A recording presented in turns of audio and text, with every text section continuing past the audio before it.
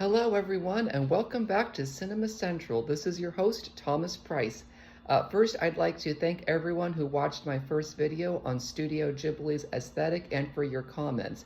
Your comments meant a lot. And so, because this month actually marks the anniversaries of some of Studio Ghibli's best films, I thought my next video would both continue and conclude this celebration. And so today I'd like to talk about one of my newest favorite Studio Ghibli films, and that of course is When Marnie Was There. A little background on this film.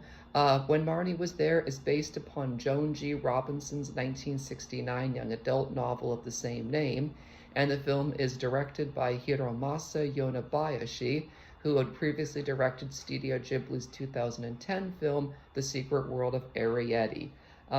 I cannot believe that this year is actually the film's 10th anniversary, specifically the anniversary of when the film was first released in Japan. When Marnie Was There was originally released under the title of Omohide no Mani when it was released in Japan on July 19, 2014. The film was later released in the USA on August 7, 2015 in an English dub. And I actually had the wonderful chance of not just buying the film, but watching it on DVD this past month and completely fell in love with this film.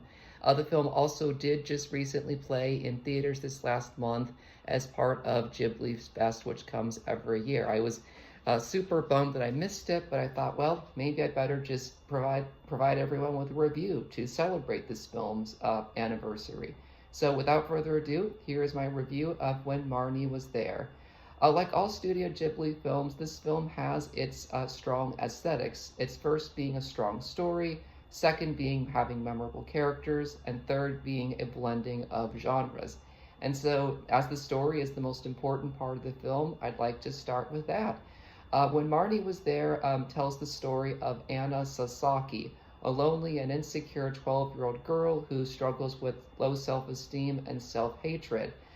She lives in Tokyo with her foster mother, Yoriko, whose husband is frequently away on business. At the end of the school year, Anna suffers a very serious asthma attack and per doctor's order goes to spend the summer near Hokkaido with Yoriko's own relatives, Kiyomasa and Tetsu Oiwa, who welcome and treat Anna like their own. During the summer, Anna not only recovers from her asthma attack, but also begins exploring the area and frequently finds herself visiting the Marsh House, an abandoned manor that by night Anna discovers actually is the home of a beautiful blonde-haired, blue-eyed girl named Marnie, who no one else can see except Anna herself. During the season, Anna and Marnie instantly become the best of friends and develop a very deep and affectionate and loving bond that will literally change both of their lives forever. But towards the end of the summer, Anna will discover that Marnie is not exactly who she appears to be, but actually has a much deeper connection to Anna's past than she realized. And so what's really interesting is that this is the third Studio Ghibli film to actually be based upon a British children's novel. The other two being The Secret World of Arrietty, which is based upon Mary Norton's book, The Borrowers, as well as Howl's Moving Castle, which is based upon Diana Wynne Jones's book of the same name. So clearly, even though Studio Ghibli could come up with their own stories, they clearly draw from source material as well, but give it their own twist. For instance, When Marnie Was There, the book actually takes place in England, but for the film, it was switched to Japan. But it actually really doesn't detract at all from the story. Actually, it makes the story even more exciting and memorable. Now, personally, I have not read the novel of When Marnie Was There, but I intend to. But still, the story itself is very strong, straightforward, and definitely has moments where we learn some things we didn't expect we would learn, and of course also see some really strong character development and a lot of emotion, especially raw emotion, thrown in there. So When Marnie Was There definitely focuses on a lot of its efforts on telling a story. But that's not the only thing that makes it special. The other thing, of course, are its memorable characters. The film's main stars, of course, are Anna and Marnie. And these two, of course, are not only beautifully animated, and also brilliantly voiced by Haley Steinfeld and Kierna Shipka in the English dub. But they're actually very relatable and believable characters to audiences. As I mentioned in the summary of the story, Anna herself struggles with a lot of low self-esteem and self-hatred. And that, of course, is actually really brought on by a pretty traumatic early childhood. As we find out in the film, Anna lost her own parents in a car crash when she was very little. Right after that, Anna was raised by her grandmother for about 2 to 3 years before her own grandmother passed. And then Anna herself was placed in an orphanage until she was 5, when she was adopted by Yoriko. And because of those two traumatic events, and also the discovery that the foster system actually pays Yoriko to keep and take care of Anna, Anna herself feels like she is not deserving of love or a person who is lovable. And so she is definitely a very realistic character. And what I find is that any viewers who watch this and they themselves struggle with low self-esteem or self-hatred, or maybe even struggle with things like depression, will find Anna a very relatable character. And that right there, I think, makes this a very strong Studio Ghibli film, and even more modern. But Anna does really transform towards the end of the film through her friendship with Marnie, who in many ways is almost the complete opposite of Anna. From what we see, Marnie actually does come from a very wealthy family, but she's bubbly, she's optimistic, she's kind, she's curious and gifted, and just really becomes the kind of friend that Anna has not only been wanting, but also has needed for most of her life. But as we find out, Marnie herself also comes from a not so great family situation. Her parents neglect her as they're often away on business, and Marnie is left in the care of a cruel nanny and two not nice and also very abusive housekeepers.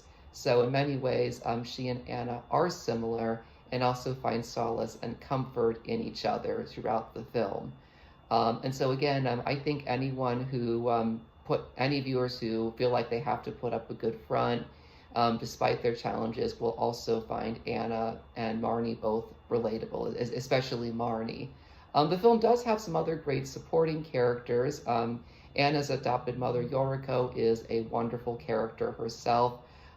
She herself is often the one taking care of Anna because her husband is away on business, but Yoriko is very warm, very caring and loving, and truly loves Anna as her own, despite the fact that they're not related to blood. And towards the end of the film, what's very beautiful is that Anna actually begins to call Yoriko her mother, whereas earlier she didn't feel comfortable doing so because of them not being related by blood. And then Yoriko's relatives, Kiyomasa and Tetsu Oiwa, are also very memorable characters. They're, I'd say, late middle-aged couple who live in the country. They have kids who were all grown up, but of course they're very warm and welcoming and loving to Anna, and really introduce her to the beauty of country life. And what's interesting about that is it actually makes When Marnie Was There a little similar to another Studio Ghibli film called Only Yesterday, which was released back in 1991, and that its lead character, who is also female, also finds comfort and love in the countryside during the film's story. And what's also funny is that Kiyomasa and Tetsu were also pretty different people. Tetsu is very straightforward, very intelligent and hardworking, while Kiyomasa, despite being a very loving man, is also a little scatterbrained and also slow-witted at times. So that adds a nice bit of touch of humor to the film. Of course, we also have the character of Sayaka, a young girl whose family is actually moving into the Marsh house, and she and Anna are a good bit apart in age, and yet they both bond over the love of trying to find out the truth of who Marnie really is. And then, of course, we also have Anna's other friend, Hisako, an older woman who shares Anna's love for art and painting. She also loves painting, and as we also later find out, Hisako actually knew Marnie as well. So like any and all Studio Ghibli films, the characters really hold up the story. And of course, they're all beautifully and stylishly animated and all very relatable. But I think the biggest and best thing that makes When Marnie Was There such a wonderful film in Studio Ghibli's oeuvre is, of course, its blending of genres. This film really blends the genres of drama, fantasy, and even mystery all together. The film is really dramatic, and especially even in a realistic way, as I mentioned before, it really does show the hardships associated with mental illness and struggles like low self-esteem and self-hatred, and how it can manifest itself, especially in younger people, particularly those in their preteen years. And so in many ways, it allows us to feel the emotions that the characters are going through, but while at the same time uplifting everyone towards the end. But the film also has a very strong fantasy film, as throughout much of the film, everyone, including the character of Anna, are wondering, who is Marnie? Is Marnie a ghost? Is she a figment of Anna's imagination? Is she a shape-shifting creature? I mean, no one knows, and everyone just is left to keep wondering about who she is. So that actually really ties well in with the mystery. And of course, the mystery is solved towards the end, but since I'm sure some of you watching haven't watched the film yet, I decided I'm not going to share spoilers, but I strongly recommend you watch this film. And again, Studio Ghibli itself is so good at blending genres. I mean, when you look at films such as Spirited Away, I mean, it really blends a lot of the themes like fantasy, adventure, drama, and comedy together. While films like Only Yesterday blend genres like comedy, drama, and romance, and even coming of age together really well. So again, When Marnie Was There really does a good job, and that I think is its strong suit.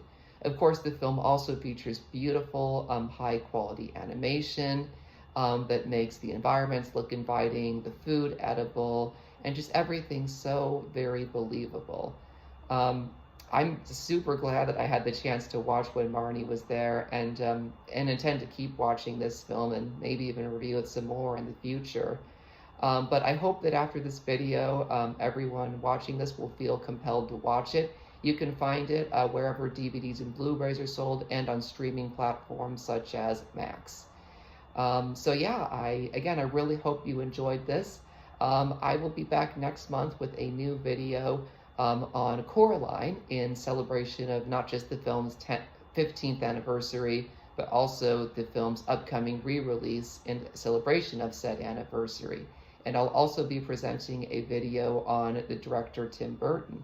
So again, thank you so much for tuning in. This is Thomas Price, and as I will now say in all of my future videos, it's been a real joy. Enjoy yourselves.